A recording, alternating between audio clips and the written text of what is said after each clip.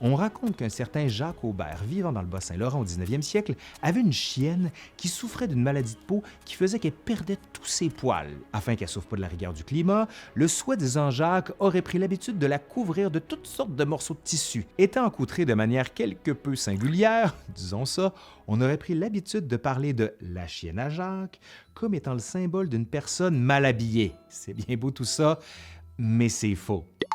Les différents dictionnaires et le Trésor de la langue française au Québec signalent que l'expression a des racines beaucoup plus anciennes et que c'est pas au Québec, mais plutôt de l'autre côté de l'Atlantique qu'il faut chercher les origines de cette expression-là. Entre le 14e et le 17e siècle, en France, le mot Jacques désigne un pourpoint, soit une partie du vêtement masculin qui couvre le torse jusqu'au-dessous de la ceinture. Au 16e siècle, selon la définition donnée par Richelet, une Jacque serait, et je cite, une sorte d'armure faite de mailles de fer en forme de camisole, et le mot aurait été utilisé pour tourner quelque chose ou quelqu'un en ridicule.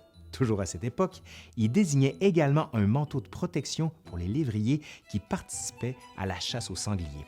Le grotesque du manteau porté par les chiens aurait donné l'expression, la fameuse chienne à Jacques.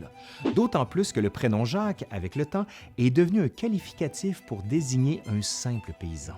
Traiter quelqu'un de Jacques était autant une moquerie amusante qu'une petite méchanceté. Donc, que l'on finisse par inventer l'histoire d'un Jacques dans le bas du fleuve dont la chienne était ridicule n'est pas étranger à l'histoire de l'expression, ce qui ne veut pas dire autant que l'histoire soit vraie.